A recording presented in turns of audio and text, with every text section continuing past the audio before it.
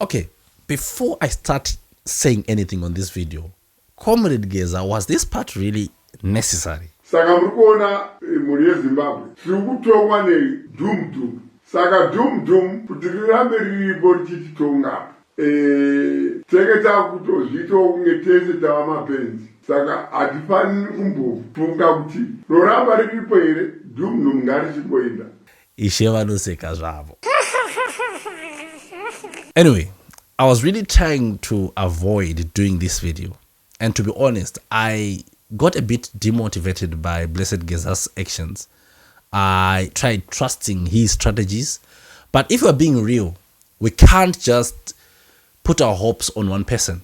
That's the problem that we have in Zimbabwe. When we see an individual who is trying to voice out, we kind of like want a certain person to be the one who says those things. But the question is what Blessed Geza saying a lie? He's talking about corruption. He's talking about individuals that are not really serving the purpose of the government. So here's the thing for most of you, maybe as a person who studied politics, conflict, war, and policy as well. I've learned that there's one crucial lesson when it comes to leadership. So in the absence of strong leadership, even a loaf of bread can start a revolution. I mean, we have seen this before in Zimbabwe. A fuel hike of 180% caused a national shutdown that was, I think, the largest that we've seen in a decade. And why is it important? So before Geza even appears into the screen or the scene, there was already poverty, lack of medication, and empty stomachs in our homes. And that, my friends, is enough to push a revolution. And these things like poverty, hunger, and illness are enough to fuel change. That's what should drive us to demand real transformation. And this, I'm not being partisan, I'm just being honest to those who have felt the need for this country to change. A few days ago, we had independence in Zimbabwe. And that independence was the 45th independence. 5 years from now, we have 50 years of independence. And I kept asking myself, if you call yourself independent, there must be some litmus tests that we put in place to say, okay, this is what we have that shows that we are really independent.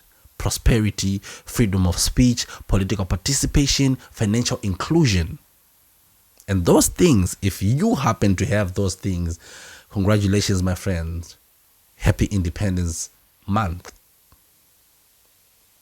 Now, because of what happened, if revolution is hijacked by people who used to live off the corruption, we get sentiments like this. Aiwaga. Mirani kutauri imwe zvinoitika. Ani ndiri kutokutaurira. Kurauza kuti handina kupusaka because ndiri kutokutaurira utozviziva. You know, takapusaka ndisikakutauriri zvese.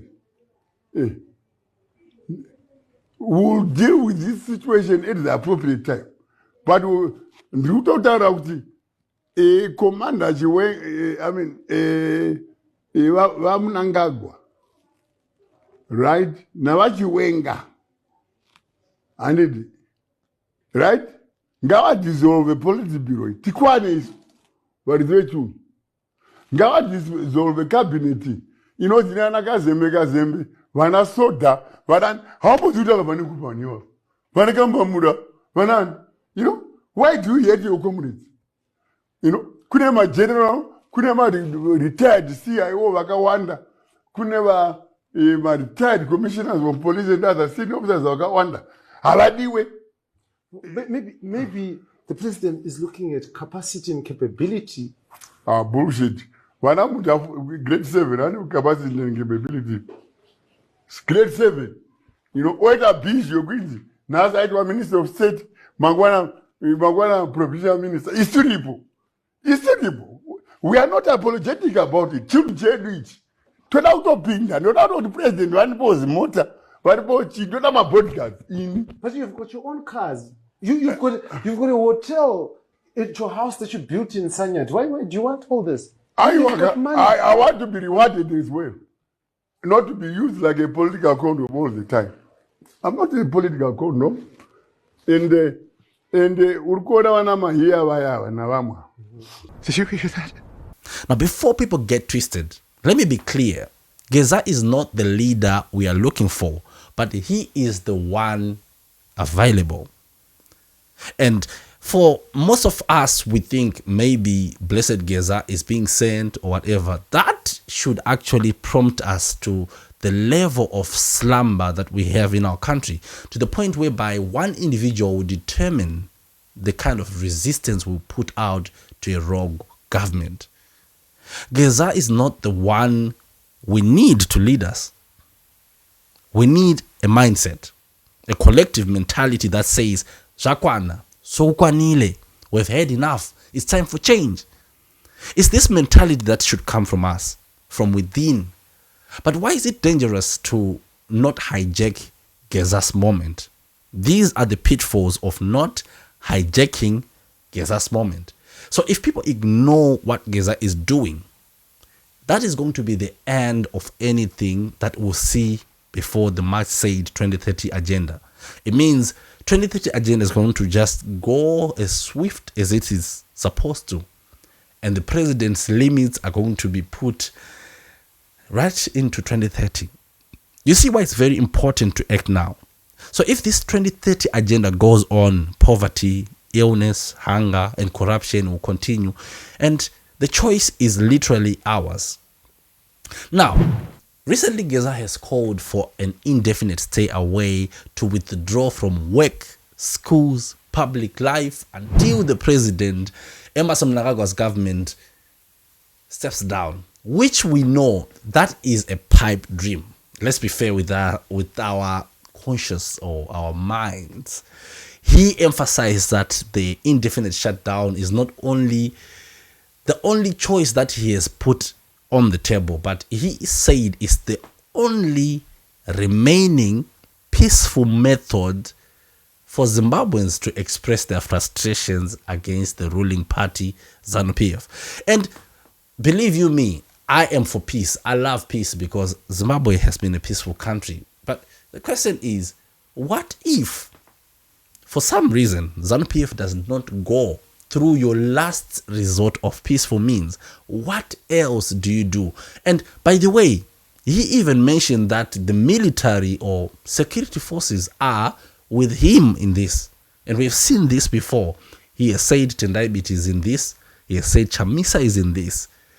And those people have literally distanced themselves from the idea, or maybe let's say that was a decoy, right? So he has instructed that the transport operators, the teachers, the workers, the vendors, the business owners have to withdraw their labor and stay home until the regime collapses. And that's going to be a hell lot of time for ZANU-PF to finally say, okay, pens down, we're going home. We know that's not true. ZANU-PF cannot be moved by pens down or stay homes or stay aways, even protests. Come on, the 1st of August 2018, we've seen governments butchering people in the streets just to remain and cling in power. Now, Geza's message, he says that no one should actually attend any events or even go anywhere. The country must stop functioning entirely to force political change. And I agree, political change is a much needed thing. But the question is the strategy worthwhile? Is the strategy really a thing that we can say, okay, guys, I think we're getting somewhere here? And let's be honest, right? This isn't just about politics. I think this should be about life, about survival. When we talk about the future of Zimbabwe, we're not just talking about elections, slogans. We're talking about families struggling to feed themselves. We're talking about businesses suffocating under economic mismanagement. And we're talking about the youth who can't see a way forward, who are resorting to, you know what I mean? DRUGs, right? So we need a strategy. We need resilience. And most importantly, we need unity. And that unity can't come from one leader or a group of people. It needs to come from every single Zimbabwean who has ever faced probably a day without a meal, stood in a long line for medication, or not had their medication, or watched their neighbors suffer probably, right? In Zimbabwe, I once took my child to the hospital and we got turned back because there was no weighing, whatever they call it, scale bags or whatever they call it, and we were denied right to health because of the things that the government could lazily produce or lazily provide for the people. But all that money goes into the pockets of those who have. You see, when I look at the protests and what Geza is trying to do with the shutdowns on the 22nd and 23rd, and recently he just said an indefinite one, I need to ask us, or we need to ask ourselves, what's really at stake here? Is it about tossing out a president or toppling a government? Or is it about something bigger, something that can change the foundation of how we live, how we work, and how we stand together as a nation? Or it's just one of those takabokudzai moments, like, you know, when people are now telling you to say, but we told you. I, for one, was one of the people who said, do not go to the 2017 march against Mugabe. For some reason, everyone was against me. And in the end, the question is about whether you believe that Geza is right or not, or whether you believe in Geza or Chamisa. It's about whether we believe in ourselves, or do we believe in Zimbabwe, or we want it to continue like this, and we want Zimbabwe to not rise above this. So do we believe that we can join forces, youths, elders, women, men, all races of all backgrounds, and if we join and say enough is enough, we can create a future that doesn't rely on any one leader to carry the act or the weight of the people and your hope as well. So what we need in Zimbabwe right now is not Chiwenga or not Geza or Chamisa.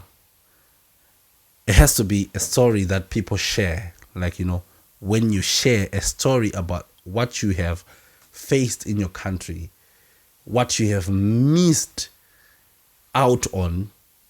Like, for example, a lot of youths have not even touched a pay slip. They've not been sent an email of acceptance for a job all their lives.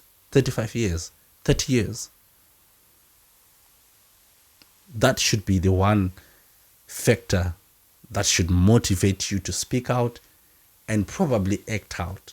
And I truly believe that, I truly believe that if we start with that mentality, a mentality that has collective efforts and action, collective power, then the future of Zimbabwe will be probably in our hands. Because what we see right now, if this whole fight goes on and we have another second generation of military rule, all right, that's going to be sucking, I tell you. So I've had this video because I wanted to ask crucial questions, and I also wanted to table out issues, to talk like normal human beings. So as we look forward to tomorrow, which is the 22nd and the 23rd, remember, this is not about following Geza. It's not about standing with Nelson Chamisa or standing with Tendai BT, because individuals can be bought, but our problems cannot be fixed by the cars that Whitney Chivayo is giving to celebrities. Our problems cannot be fixed by the loot that is going to certain individuals with the influence. Because if they have to corrupt a certain individual for them to keep clinging to power, then it means we have no one else. And this has to be coming from the one who is struggle. So we need to push for change, or we need to support what's there. The choice is yours. You can start now, or you can just cry. Until next time, guys, I'm done.